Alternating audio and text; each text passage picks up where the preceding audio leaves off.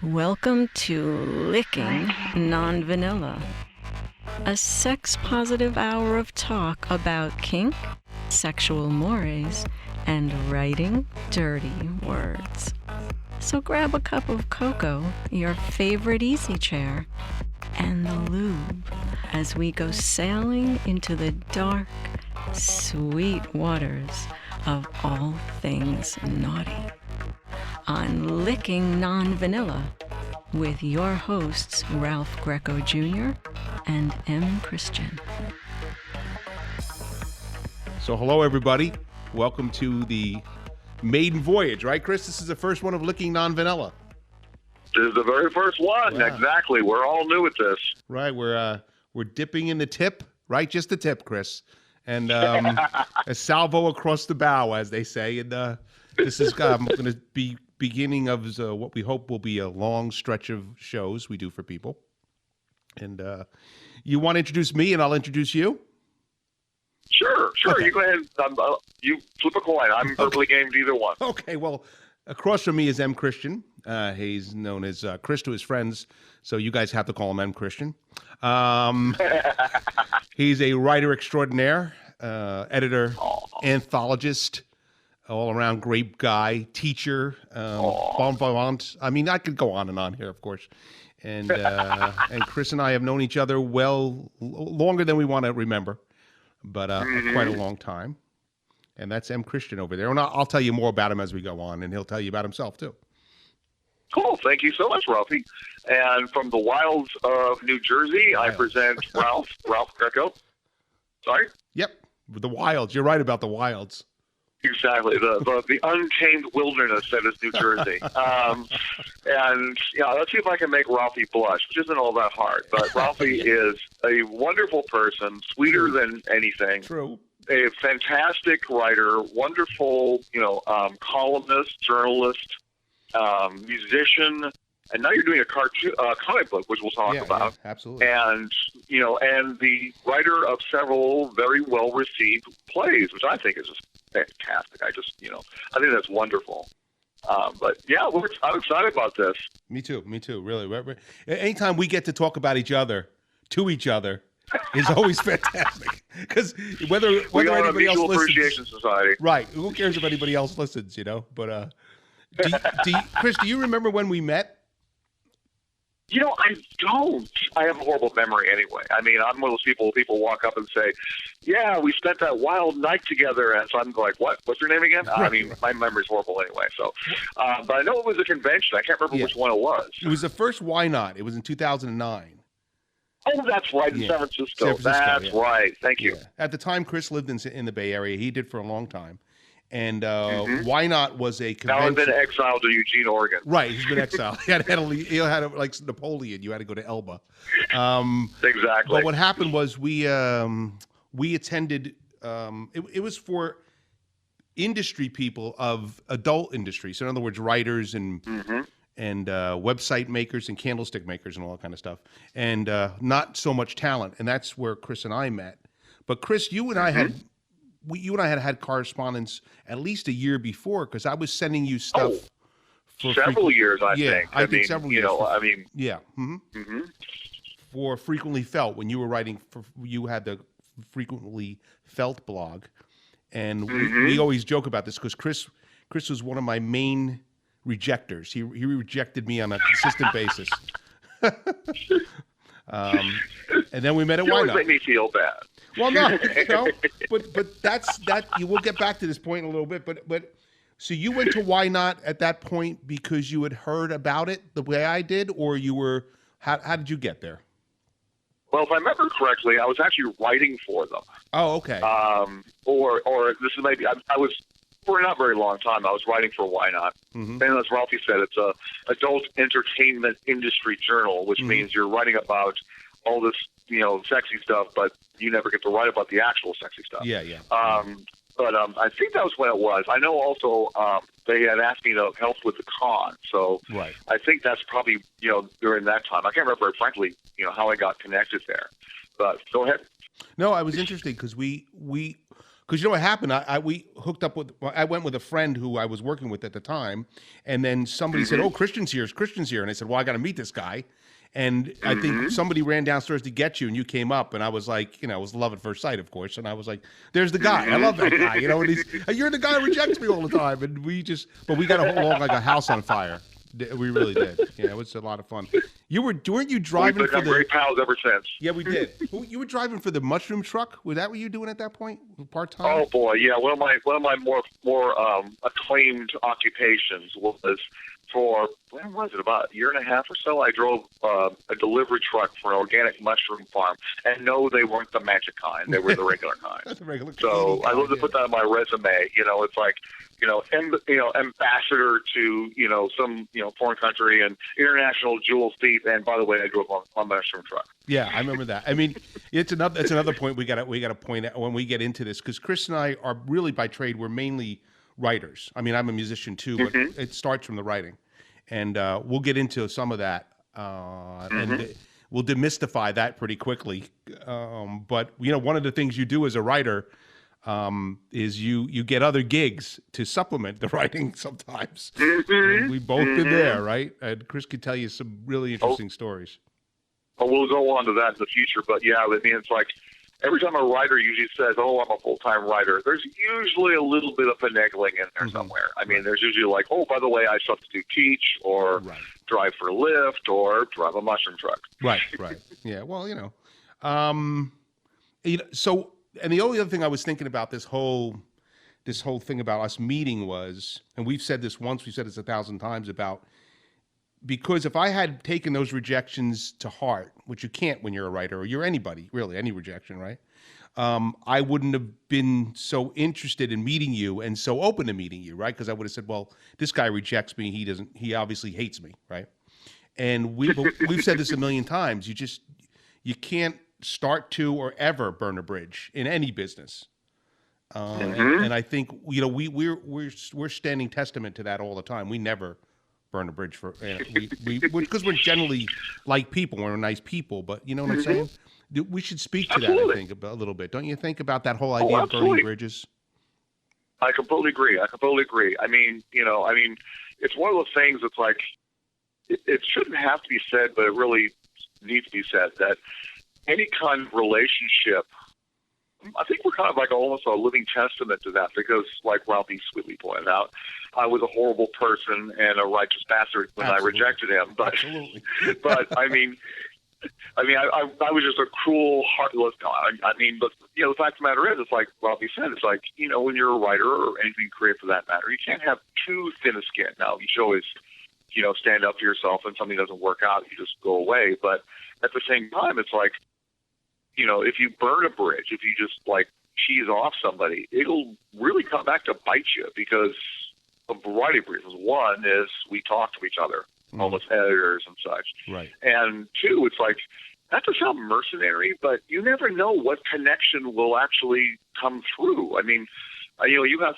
stories like this, Ralphie, and I definitely do, where you'll be sitting around and it's years after you had corresponded with someone or met them at an event, and suddenly this email pops in your mailbox that says, "Hey, remember that conversation we had back then?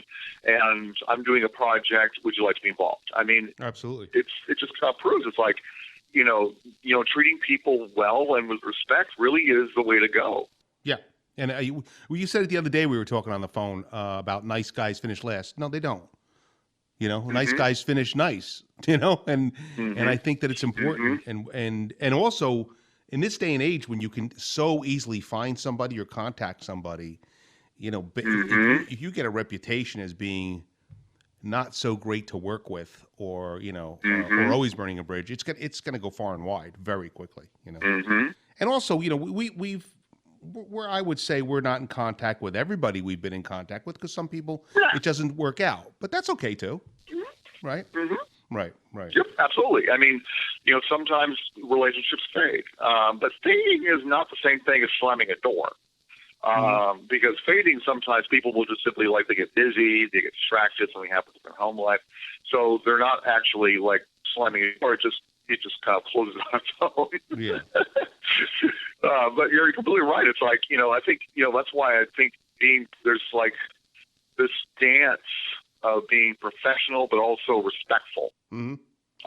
And that's the big thing. I mean, I don't want to brag, but Go ahead. I'm a writer first and a publisher and editor second. And I have to be honest with you, it really tears me up when I do an anthology or a website and I have to reject people because I'm a writer. I know how that feels. Right. It's like, and, I always try and cushion the blow as much as possible. I don't tell someone their work, sucks. Right. I say, that didn't work, best of luck and thank you very much. I mean, a little kindness goes a long way. And who knows? I mean, if you treat writers or other people cruelly or dismiss them, again, that's a relationship that just now will no longer go anywhere.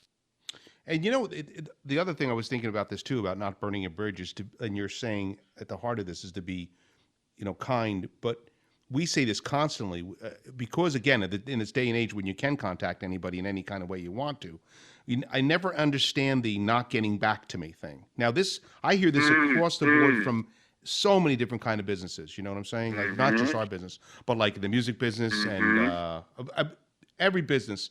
Somebody goes for a job and somebody says, "Oh, I'm really interested," and and that happens sometimes where it's not a fit and it doesn't work. But there's multiple times, and I'm looking at two people right now, the producers here, and they're shaking their heads. Yes, and it happens all the time to all of us. I don't understand, especially in this day and age, why you can't just email someone back and say, "Look, you know what? Didn't work out," or "We'll get back to you next week," or whatever. But how many times have you sent something out and don't hear a word? Especially when or would a client that says, "I need this," and you come back to ask them a question, they don't get back to you, and then weeks later they say, "Where is it?" And you're like, "Well, I asked you. I needed this information before I went forward." I don't understand it. Like but then again, people are on their cell phones answering any, like doing all this other, just stuff that has nothing to do with business. I don't know why people don't attend to that stuff. I don't know. What's your experience in that? Oh, believe me, I completely agree. That's one of the biggest frustrations I think about being a freelance writer right now. I mean, it's not things like dealing with editors or, assignments, though that can be a little annoying. 90% of the time, it's just people who don't treat the job professionally, I guess. And I'm trying not to be like judgmental because I know sometimes happen and some people are not good about communication and so forth. But really, it doesn't take much to just dash off a message saying, "Sorry, it didn't work out," or "I'm busy, I'll get back to you," something similar. And I can also to a certain degree understand it because, like I said, rejecting someone is not easy. And sometimes people have a tendency to think it's easier not to respond, but it also just kind of like, once again, kind of gives a sour relationship. I mean, I'm going to speak for you, Ralphie. We're professionals. So when someone says it doesn't work out, we're not going to go on social media and say, "This person is horrible." It's just like, okay, it didn't work out. But when they don't respond, you don't know what you did wrong. You don't know what's going on. And it can be really emotionally not fun. Right. Yeah, it just kind of kicks your ass a little bit, because especially if you've done a certain amount of work. I see this. I mean, this is I write. This. I write for a company that I do some ghostwriting for, and there's been instances where a client will pay them for the whole project, which is a considerable amount of money. I get halfway done with the project, and the client disappears. But they've paid for the whole project. Now that's thousands of dollars the person's thrown out that they don't get the product for at the end of the day. I don't have thousands of dollars to waste like that. I don't understand how anybody would. But then again, that's one of those instances where you may get into thinking, "Oh, I'm going to write a book. And we all know how difficult that becomes over time. Oh yeah, absolutely. And I completely agree with you. It's like, I mean, it's even more insult to injury is when, you can understand to a certain extent sending out a cold resume, which I do all the time because that's part of being a freelance writer. Right. And I know you do the same thing. It's like, "Oh, there's a website, there's something like this. It might be fun to write for. Here's my resume." And they don't respond. Well, that's not a huge deal because that's a major thing. But what drives me crazy, I know it drives you crazy, is when you start to negotiate and then it gets kind of like, "Oh, we're interested," or you have a nice long phone call, and then they ghost you. It's like, seriously, what happened? I mean, it's like, once again, I can understand a little message saying, "Sorry, it didn't work out," but just nothing. And sometimes after, unfortunately, a good amount of work. Yeah, and again, this is one thing that Chris and I talked about before as we were developing this show. We had done something like this before for another smaller venue, and that was mainly about sex writing, which is something we teach at the kink events, and we'll talk about that. But what we wanted to do with this show is to make it about naughty stuff and fun stuff, but also and informed by the writing, because that's what we do, that's what we are. But not to be only about that, so everybody could kind of tune in and maybe get something from the show. And what we're talking about here is just common business sense, I think, regardless of what business you're in. Call people back, get in touch with them. Don't leave somebody hanging. Don't burn a bridge. These are all really, I think, just perfectly, sane, salient messages about how to act, right? I mean, I would think so. But we do another thing that Chris and I do is we teach at kink conventions. So I guess we should talk. We should talk a little bit about that craziness and how much fun that is. Actually, Chris and I. Oh, absolutely. I mean, really, Chris, what's the only reason we go to those conventions?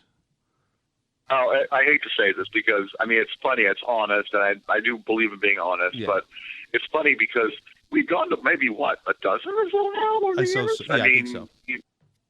I have to say we're very honored when this happens because, we're not huge in the BDSM world, and kink is not something, we write about it, and, both fiction and nonfiction, but it's really sweet that they ask us to come out to their event and teach for them, which we always enjoy. Absolutely. But to be honest, we really kind of like it because we get to hang out together. That's all. That's the only reason we go. Really, that's the number one reason we go to Vegas is hanging out with Chris. But the funny thing is, Chris, tell them about Vegas. When we go to Vegas, what do we usually do at night? Oh, go to sleep. I mean, it's like exactly what happens, it's like we're not like every blue moon. We'll do something like when we went to that one show last time. But most of the time it's like, we're swinging dudes. We're like, rolling dice and, no, sorry. It's like, we're in bed. I think we were 9. Remember we went down because it was the first time we went down to Fremont together. And we were walking around and it was in February. So it's dark. We didn't know what time it was. And you looked at your watch like, Ralphie, I don't even want to tell you what time it is because we were exhausted, right? And it was like 7:30 in Vegas. And we're going, let's go back to the room, And I think we got did we get Chex Mix? We got Chex Snack Mix and a couple of waters. And we just kind of hung out, watched TV until 10 o'clock and then went to sleep. We are the wildest kinksters in the world, let me tell you, But that's fun, though. I mean, to you and I, that's what we do. But the last time didn't we walk through the dungeon the last time? Yeah, we did. I mean, I can't remember. It was one of those Vegas conventions. You're right. When we walked around, and that's one thing I like about these conventions. They're always sweet. The people are always great. Absolutely. I mean, we have very little or zero complaints. In fact, some of these places treated us so well. We're like, oh my God! I mean, do you know who we are? Right. Yeah. We are not who you think we are. Right. Right. What are you? Exactly. Free meals? I feel like it's like. Yeah. Right. Absolutely. We've been very. I feel like the Prince and the Pauper. I feel like they're gonna realize we're not that big a deal, right? Right. Don't say anything. Yeah. We're like looking for the exits for when they discover we're not like some big deal. Right. And the last time because we try to. Maybe once in a while we'll take a trek through the dungeon, which is, if it's held in a hotel, it's usually some converted hotel ballroom. And that's where they set up spanking benches and St. Andrew's crosses and all that kind of stuff. And Chris and I, purely for research purposes, we take a trek through the dungeon, right, Chris? When we Yep. And we see a lot of research, complete research. We're standing by that. We're completely standing by that. No, we're just doing research. That's all. And there's usually a medical room set up, which is usually something we do not step into the medical room because the stuff that's happening in there is pretty interesting. I freak out about needles anyway. Yeah, I don't like needles. Neither Chris and I. But there's and people in various forms of undress and and there's usually in the and I'm not sure about this, Chris. You can correct me, but there's not usually any actual sex happening in those rooms, right? It depends. I mean, sometimes they do, but sometimes they not. But by and large, I mean, once again, this is just our observation, and your mileage may vary. But mostly it's there's some groups that actually do more sex play than others. And I have to say, I mean, not to steer it away for a moment, but if you're into kink or you're just curious about kink, I highly recommend checking out some of these events. They're easy to find. And sometimes they're a little hardcore and maybe not for beginners. Other ones are perfectly welcome. So if you're curious about kink, BDSM, master slave, bondage, all that kind of stuff, seriously check them out. And especially if it's in your hometown or nearby, because you don't have to take to the hotel. Yeah, and there's another thing that happens a lot too in the community. There are these things called munches, and I know you've been to one or two, Yes. Chris. And these are just get-togethers at a diner or a bar, or a little restaurant where people get and they don't play. They just get together and meet, and then you kind of maybe find a partner or something, and that's how people meet too. But like Chris said, there's a degree to these things. Sometimes certain conventions are based around heavy leather scene, so that may not be the one for you to jump into if you're just starting. And there's other ones. There's one that's just about dominant. There's one only if I think about female dominance. You're right. There's a bunch. There's the leather community. Yeah. Yeah, there's a dom-com in and LA. some of them are more general. Yeah, right. So you can find what you're looking for, and whatever the kink. And when you go to these conventions, there's usually if it's a one we're talking about, if it's one that's kind of with a lot of variety, you will find a whole range of interests and kinks being done there and talked about and taught about. Because Chris and I, we teach a variety of classes. We try to touch on a whole bunch of things, and usually our classes are would you say our classes are more like a 101 introductory nature, right? Absolutely. Yeah, we don't do the. I mean, in fact, you and I were just talking about that. We don't do the hardcore stuff because, one, it's hardcore. I mean, frankly, you should learn the basics before doing that kind of stuff. Right. But yeah, we do everything from polyamory to bondage to rhythm play to clothespins, breast play. I can't remember anymore. And writing, a whole bunch of them. We teach writing is our favorite. I was saving that for last. That's the fun one, right? We love to teach about writing. Yeah. Absolutely. Yeah, that's a lot of fun. We probably get our most high from that, but we've taught around the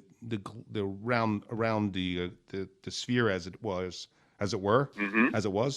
about as much as we can. But since we err on the side of safety, we have been, and I'll be honest with you, as Chris will be with you too, we've been criticized for not being hardcore enough. And which I think is odd, but because we've gotten both people come up to us and say, "Wow, that was a great class. I never knew about that stuff. I want to try that." And we have other people come and say, "That's it wasn't," because what happens in these classes is that you get demo bottoms, which are guys or girls who come up in the front of the class, and you get to perpetrate on them what you're talking about. And sometimes and Chris and I are always very respectful. Chris is the one who demonstrates. He's very respectful and very soft. So like some young lady comes up and bears her breasts, Chris is very easy with the clothespins or the swatting or whatever it happens to be. But the problem is that a lot of people come to these classes for a voyeuristic thrill, and they want to see something hardcore. We don't provide that. So we get criticism for that, but we're not going to. I don't think we can change. I mean, we err on the side of always being safe, and that's what we start from, the safety. Absolutely. And it's funny because even though we've been downplaying our experience, we're both not newbies to the world of kink. I mean, maybe not as much as people who do it like a lot, but I just got out of a 5-year, very intense BDSM mistress-slave relationship. That Which was one were you, 24/7, which is. I was the submissive. I was the slave. I know. I'm kidding. I don't know if you were the mistress or the slave, but go ahead. And it was an interesting. I'm not going to go too much into my personal life, but I mean, that's not something that a lot of people can handle, and it was pretty intense for the 5 years or so. And I know you've done quite a bit, so you're right. It's like we always err on the side of introductory and basics. Part of it because we don't do a lot of intense play personally. I mean, things like blood and that kind of stuff, but also and all that stuff, right? Yeah. High impact. Like when we do it, the story you were telling was perfect, and I'm so glad you brought it up because we did one class and we labeled it kit torture, which now we've realized was probably a mistake because a lot of people thought it was going to be more intense than it was. I mean, since we've changed the title of the class to breast play. But yeah, people were like, why didn't you use like needles or compression or all this kind of stuff? And we both looked at them like, well, this is an introductory class. We're not doing that. Yeah, and it's just not. I don't. Well, look again. What do we say always at a class? This is not something we do, but not necessarily what we were into. But if you're into it, that's fine, right? But always play safe. But I just noticed the last time it seemed to me, and I could be wrong, but from those criticisms and from what I saw in the dungeons as well, and what I heard buzzing, and this is about a year ago we went to this convention, and correct me if you didn't find the same thing, but it seemed to be getting a little bit more hardcore with stuff, upping the ante a bit. Would you agree? Oh yeah, absolutely. I mean, not to sound like the cranky old man, get off my lawn, your music is just noise. Right. Kids these days, right. it's like, Damn kids. It's like, I mean, you start yelling at clouds in a second, but, right. First of all, let me backpedal and say that we love the scene. The people in the scene are pretty much like, more than like a lot of other communities we have experience with, are Absolutely. pretty polite, nice, generous, Absolutely. respectful, great bunch of people. I mean, if you're a new person and you're worried about the scene, go to a convention, go to a class, go to a munch, and you will be so warmly welcomed. Absolutely. We can't guarantee that, but not pretty much the majority of the time. I mean, that's why I kind of love the BDSM world, even though I've done a lot of it. But I just like the people. They're just, usually very helpful, non-judgmental. Yes, people sometimes make mistakes. And by the way, if we make a mistake, in whatever, please call us on it. Just send us a message, and we're trying to be as respectful as possible.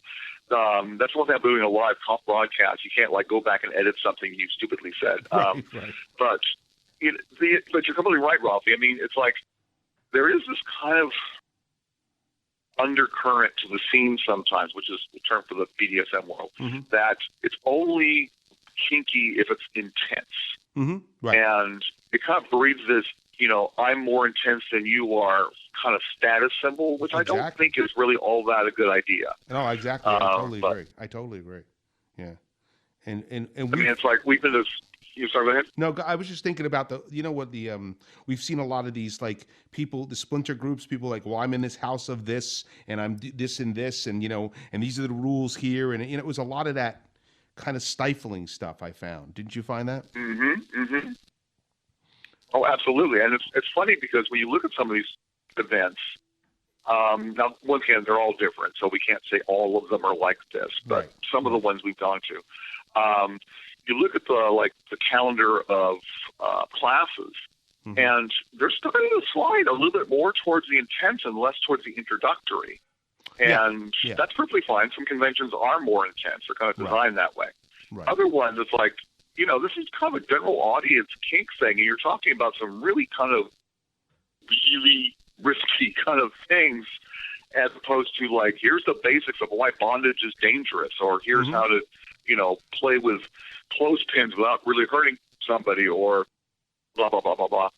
So, it's like, I think it's getting better because I don't know about you, but I've been writing a lot of introductory articles for various sites, and there seems to be a lot more interest in ASICs and, trying to get the word out, because kink's kind of losing a little bit of its dark world, what do I call it? It's dark world mystique, because more people are talking about it. Sorry? Well, I think the taboo nature of it is waning a bit, but I think that's maybe due to the fact of the book we don't like to mention, but 50 Shades really, the book we shall not name. The book that shall not be named. But 50 Shades definitely brought it into the mainstream like I don't know anything ever before. And oh God, that book. Oh, right, that but book. but all of a sudden a whole bunch of people are what do they call it, mommy porn, right? That's what they were calling it for a long time. But all of a sudden you got a bunch of suburbanites thinking about that whole dynamic. But we've said a million times, what's going on behind your neighbor's front door, you would be you would be completely surprised at what the person next door has been doing their whole lives and their sex lives, or they want to do, or they're stepping out to do. But I think that's what happened, Chris. Maybe with that book opened the world up so it becomes more normalized. Exactly, I agree. And a lot of sexologists, a lot of writers, not just us, are kind of stepping out from the shadow, and instead of doing the black leather meet in a dungeon, we're talking about using kink as a way of gender expression, about dropping the roles and just simply rolling with it, about adding in all kinds of different levels of sex play, adding humor and color, which I think is wonderful. Yeah, me too. There's this whole subset of kink that I think is like fantastic, where people are just like, we're not going to do leather or master slave. We're just going to, wear our tutus and, have a blast. I think that's kind of cool. I mean, not to disparage the hardcore stuff, but I like the fact we have their options now, which is always fun. Yeah, and allows more for, and because if anything, and you said the word before, and I wanted to jump on it a little bit so you can explain it, because you explain it very well. But polyamory seems to be on the rise more than anything I've seen lately. Oh, yeah. And why? Absolutely. Absolutely. Why don't you define that first, and then we can talk about why you think that is. Okay, really quickly, polyamory. It's funny because polyamory is one of those words that is kind of slippery. Because, I mean, the essence is simple. It's basically being in a relationship with more than one person. Okay. A sexual relationship? That's the nature. Does it have to be sexual? Yeah, it can be sexual or it can be emotional, or a combination of both. Okay. That's the thing, you see. There isn't like a polyamory association of the world that sets the guidelines and says, no, this is polyamory. What is it? It's really, some people use polyamory, some people use open marriage, some people use non-monogamous, some people just don't have a word for it, and it just is part of their life. So it's kind of slippery. So, I kind of always kind of raise one eyebrow when someone says, no, you're not doing this, you're doing that. It's like, seriously, there's no rule. I mean, you can call it whatever you want, really. Who defines it, right? Absolutely. Exactly. I mean, there's not like a group of a triad of people wandering around with dark sunglasses and suits saying, yes, we're from the Polyamory Commission, and we've noticed you're using the term wrong. It's like, nah. Exactly. So it really kind of varies. I mean, some people have written about how, this is that and this is this, but I don't pay attention. But you're right, it's getting quite popular. I think the last number I heard was as many as 20%, or maybe it was around 12% have, basically, been vocal about being in a non-monogamous relationship. I think it's really quite cool. It's becoming quite popular. I mean, just go on social media and type in polyamory. It's like, oh my God.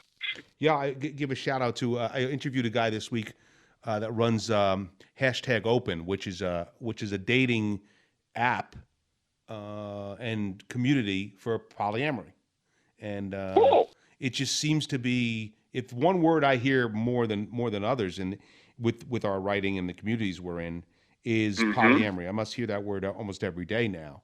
And I was, what do you think it's on the rise, or do you think it always was there? It just was hidden. Do you think there's a reason it's on the rise? Is there a sociological reason? I don't know. I'm not an expert. Right. I play one on TV. Right. It's like, Dr. Polyamory, ND. Yes, other nurse. No, anyway. nurse, and doctor, and let's play doctor. Absolutely. So what do you think? If we can agree that maybe it is on the rise, what would be the reason? I'm sorry. I'm just totally lost in the fantasy of Dr. Polyamory. Right. I'm sorry. I know the white uniform, the squishy shoes gets to you, but that's it. That's one of my fetishes. But I don't know. Like I said, I'm not an expert. I mean, I've written a bit about it, and we taught classes, both of us, and I've been in polyamorous relationships. Just don't quote me on this. I don't want to hear this show up on social media saying, M.Christian claims that, it's like that kind of thing. I mean, this comes with a warning label at the bottom of the bottle. It's like, results may vary. It may cause your kid to start tap dancing, spinal disruption. If I got pinned to the wall, I think I'd say that, one, it's visibility, because more people are coming out and talking about polyamory. More people are going like, hey, I want to give that a shot, or I've always wanted to do that. And it's also like kink is kind of losing its stigma. It used to be kind of like, you don't talk about it. Now it's like, it's like, I think even like some social media platforms even have an option when you put down relationship to have polyamorous relationships. I know OkCupid does it. Right. So I think it's becoming more acceptable. I also think it's like, it's one of those things too. It's like, it's kind of like kink. It's like, it's not for everyone. And, if it works, fantastic. But if it doesn't, welcome to the crowd. I mean, like I said, it's not for everyone. Yeah. But I think it's actually kind of cool because it gives more people options. And that's what I love about this. I mean, it used to be you only had the option of marriage. And then we had the option of living together but not getting married. And then we had, experiments, particularly in the 60s and 70s, with group marriages, and now it's cool. It's like you can be with one person, you can be with two people, you can be with three, you can be with as many as you want, Right. and I think it's really kind of cool. Yeah, and look, and it's like everything else, and we know this from what we write, and we warn people about this all the time. Sometimes you jump into something and it works wonderfully for you, and you expand it into another parameter, and it becomes this whole thing. And other times you jump into something and one partner is not so game for it and the other one is, or you jump into something and you're like, this is not what we thought it was going to be. So making your fantasies, kinks a reality, it's also a good thing to proceed with caution. Because especially if you have a partner, you go and do them by yourself, it's different. You go out searching by yourself. You could say, "Oh, that didn't work for me. I really like the chocolate sauce, but keep the paddles." But I mean, but it also, but if you're with a partner, it becomes something where you have to be. That's another thing we have to talk about in polyamory, especially. The minute you get another partner involved, you have to be conscious of the other partner, because we talk about jealousy in those situations all the time. And I think you wrote about it in our upcoming book. You wrote about something about jealousy, about jealousy and polyamory. If you're not getting your needs met. Copies are available at your local bookstore. Please buy multiple copies. Right. Keep your authors off the street. Right. We'll be getting to that in a minute. But you know what I'm saying, Chris? You talked about jealousy and polyamory. The minute another person comes into it, it can really blow it completely out of the water. Oh, I completely agree. Thank you for bringing that up. I think we've both done polyamory at certain points. When I was in my 20s and, I had energy. I'd do it now, I'd break a hip, I mean... and when your hippie days. Right, back in the hippie days, I particularly miss the love beads and, the flowered shirt. I have to tell you that. And the love beads are nice when you can convert them to anal beads at the same time, There you go. There you go. Exactly. But yeah, I mean, I think improvisation. Right. But you wrote very eloquently, as you always do, about something jealousy with polyamory. And I don't know if you can paraphrase that for me now, but do you remember you said something about if you're not getting your needs met, as far as you're not getting heard with what you were jealous about, you're going to have that's going to cause a problem. Do you remember that? Yes. Okay, but you don't remember what you wrote. I love that. Yes. I'm sorry. I wanted to be the asshole interviewee. Right. Okay. Yes, I wrote that, but I'm not going to talk about it. Yeah. Right. So you claim to have done this. What's your answer? Yes. Yes. I'm so flattered, Robbie. Thank you so much. It's like, again, we're not experts, and there's plenty of people these days. In fact, it's wonderful how many people are out there writing about polyamory. I mean, it's phenomenal. There used to be there was 4 secret tomes of non-monogamy, and you cherish them because these people are actually talking about it. Now it's like everybody's talking about polyamory.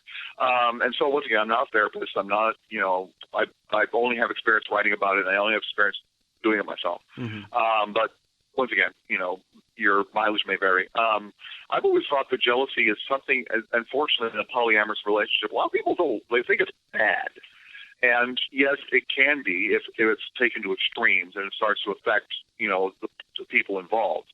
But it's also kind of human nature. I mean, it's not a valid emotion; it's an emotion, and sometimes it can come. I mean, it comes from all kinds of different sources, and it could come from insecurity. It could come from fear. It could from fearing of losing the dynamic that you already built up in a relationship. There's all kinds of different things. I mean, the only time I think, once again, it's bad is when it's kind of like any kind of addiction, when you gets in the way of the relationship, or you can't work and all that kind of stuff. Right. But it's like, I mean, the one thing about, we'll move on maybe here in a second, but the one thing about polyamory, I think one of the important things is communication. And people, you hear that everywhere. I mean, the first line of every book ever written, I think, about polyamory starts with, it's all about communication. Yeah. But it's not just communication with your partner, it's communication with yourself. So, if you're feeling jealous, it's a perfectly human emotion, but instead of just saying, I'm jealous, try to understand why you're jealous. What's pushing your buttons? Why? It's not the dishes. That's something you fight over when you're not really fighting over them. Yeah. It's sometimes not even things like spending time with another person. It's like, you did something that you said we only would do together, or, all these kind of things. And if you're open about that, you can probably work through it, and just no guarantee, because sometimes it just doesn't work. But yeah, I think it's like it's one thing is don't feel shame about it. I mean, it's not a shameful thing to feel jealous. It's just human emotion. No, I agree, and I think what you're saying about in general, we wrote this over and over in the book that's coming out soon, and you'll be available at your bookstores and for $4.99, whatever it is. But in the book we write every chapter is about some sort of aspect of sex, whether it's a kink or or quote unquote vanilla sex, but we top of the paragraph every time is talk about this, communicate, right? So with your polyamory relationship, you're in a relationship with someone you're working with, whatever the relationship is, you have to communicate. And the point well taken also, what you just said, was about being self-aware, being emotionally self-aware of what's going on in your head is always a good idea, because then the more aware of that you are, the better you're going to be going into any kind of relationship. It doesn't matter what it is. But and that's it's fun. Sorry to interrupt you, Ralphie, but I also want to compliment you, because that's really wise, and I think also that it also kind of dovetails with our first talking about professional and not burning your bridges. It's it's easy to react spontaneously and then do something dumb. And another to sort of think back and think, it's like, like this could be sex, it could be a working relationship. It's like trying to really get to understand why you feel this way. And using, I don't not to sound like a fortune cookie, but using it as a learning experience.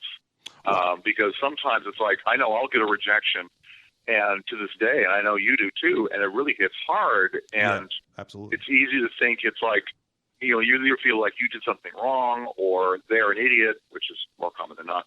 They're usually the idiot. Yeah, it's not us, Chris. Yep, exactly. Completely. They're in the wrong. They're absolutely horrible people. Yeah, and how can they not realize how wonderful and special we were, Exactly. I mean, our genius just radiates. It just radiates. How can they be blind?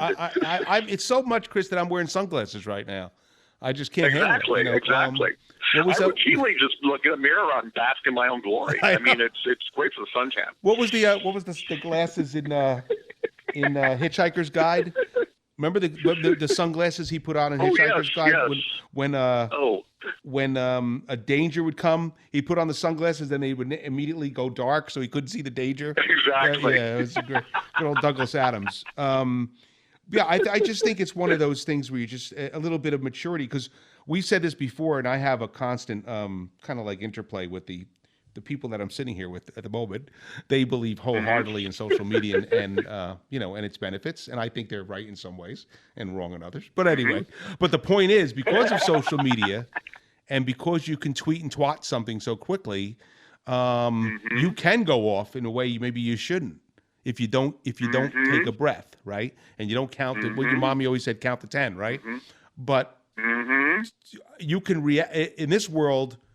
It's so easy to react, and unfortunately, that doesn't serve you so well sometimes, because there's a whole host of people out there who could see you. And we see this across the board every single day.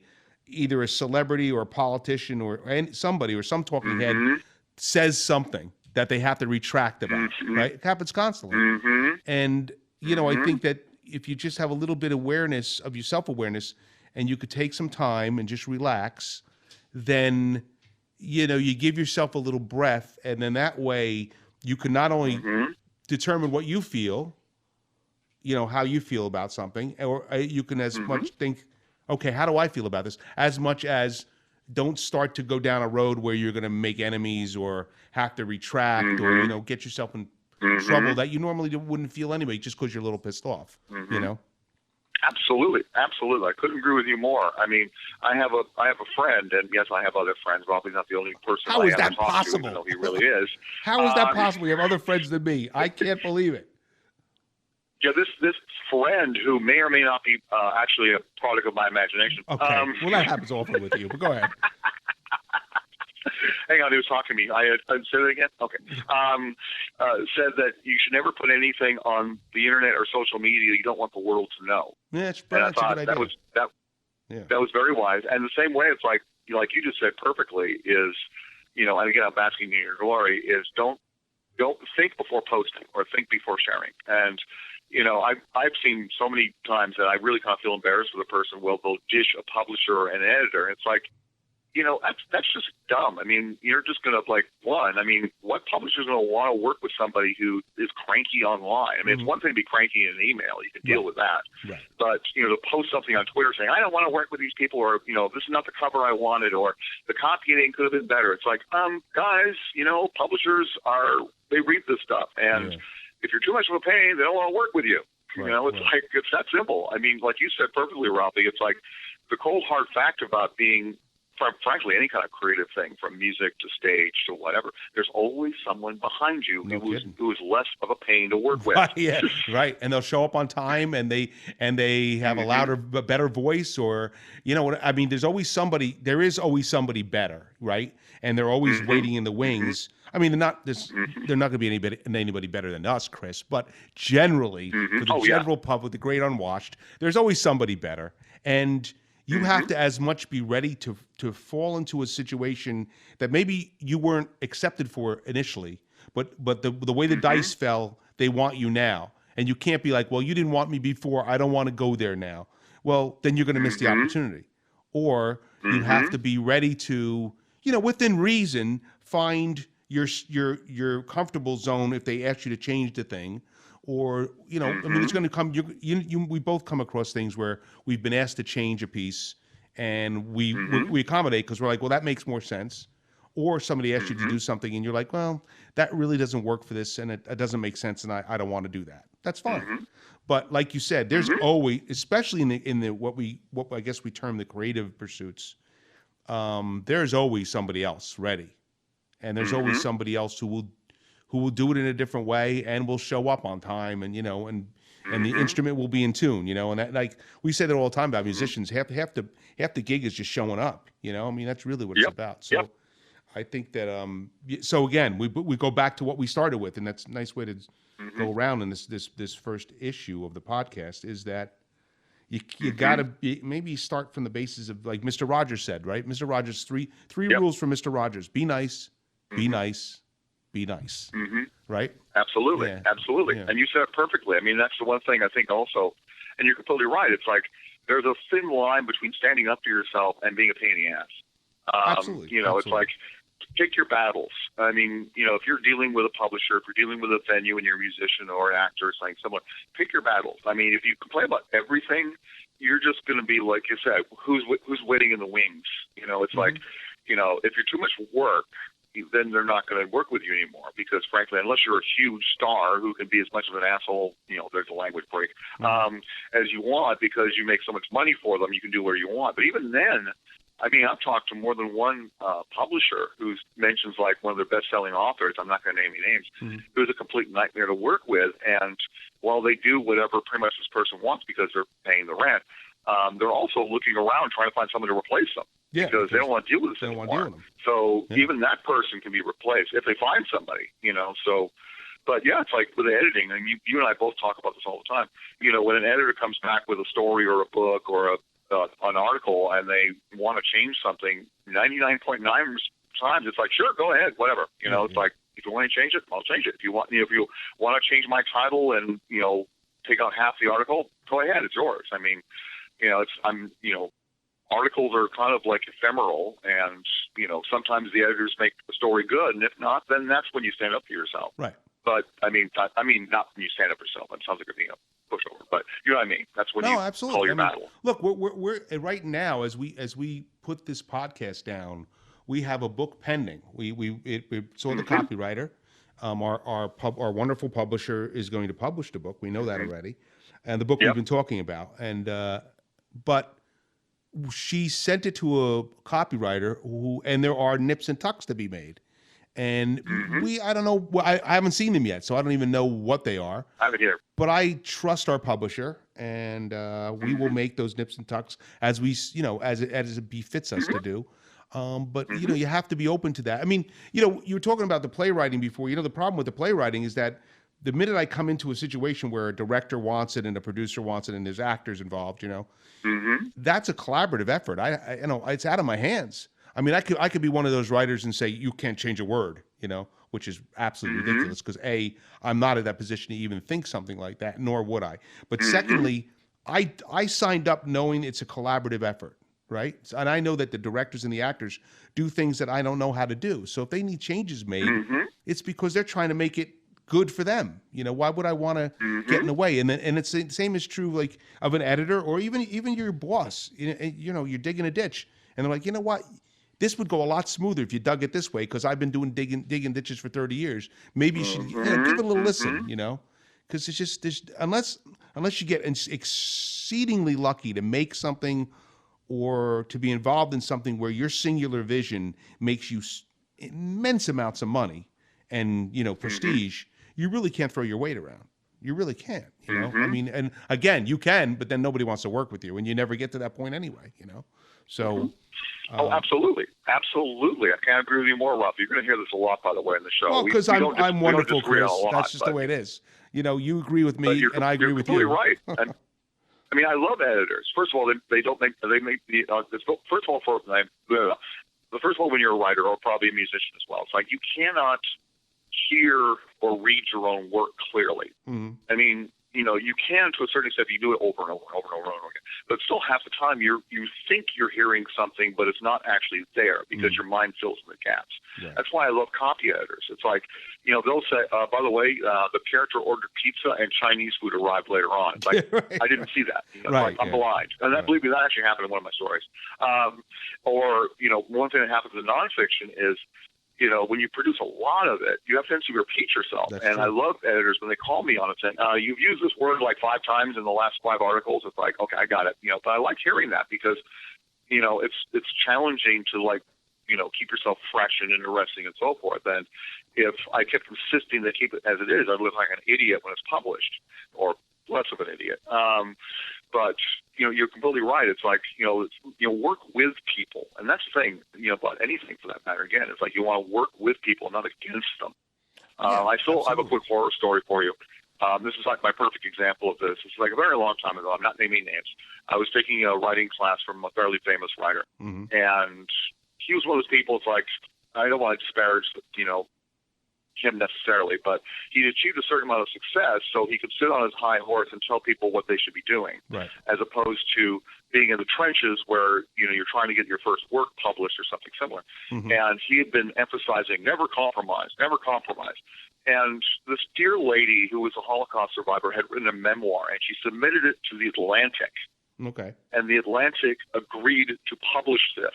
Wow. And she turned them down because they wanted edits. Yeah, see, that's just crazy. All because this guy had said never compromise. Right, it's gave like, the wrong advice. I just want to strangle him. It's like, right. I mean, first of all, it's the Atlantic. I mean, right. This is a huge, prestigious publication, and it's like, why would you plant the seed in this person's head? I mean, who knows, maybe the edits make it better. I mean, right. They have a good reason for it. I mean, there's, it's like, it's perfectly fine when you're a millionaire and you don't care what people think. But it's another thing when you're in the trenches trying to get your career started or even keep it going. Right. But anyway. No, you're right. And I think it just behooves us all to you don't have to take the advice. At least listen to the advice. I mean, oh, yeah. You go with the slip on the cock ring, Chris, and your partner says, move it around this way. You're going to try it that way, right? That's the least you can do, right? I mean, because I've only we could put a cock ring metaphor in a song. You got it, Chris. When it all comes down to it all comes down to cock rings, as far as I'm concerned. Isn't that a song? Exactly. Muscles That's the basic and unit cock of the universe. Rings? Yeah, there's just something. It's just that's just what do you get? What do you get for Christmas? But I mean, I think what it comes down to is it's just nice to be nice. And that's what I think this first podcast will be about. It's just nice to be nice. And in this maiden voyage, we wanted to give you a little bit what we were about, how we met, what the podcast is going to be about. We're not exactly sure, though, day to day. I mean, we have a kind of an outline. But things will change. And eventually we're going to have call-in guests, I think, right? We're going to try call-in guests, yeah. I mean, eventually we'll get there. And this all will be linked up to all the stuff we do. The books and the audio books and the websites and all that kind of stuff, YouTube and all that kind of stuff. I'm getting a little of hold on, I'm getting a message here. Okay. So just to let you know what you've been listening to, this is Licking Non-Vanilla, because we will also have that. You'll be able to go to find that on the interweb, as the kids say. And then we'll get it all. We'll tweet and twat and all that kind of stuff, right? And all the social media stuff that you kids today do. And but this has been of course, every time we get together and talk, it's always fun. And oh, absolutely, we'll do more of it. But this is the first one. This is the premiere Licking Non-Vanilla. We hope you had a lot of fun. And we hope we got into some cool subjects, and we'll get into some. And see you next time. We're having a blast. I hope you do absolutely, too. Absolutely. All right, we're signing off here. And visit us on the web at www.lickingnonvanilla.com.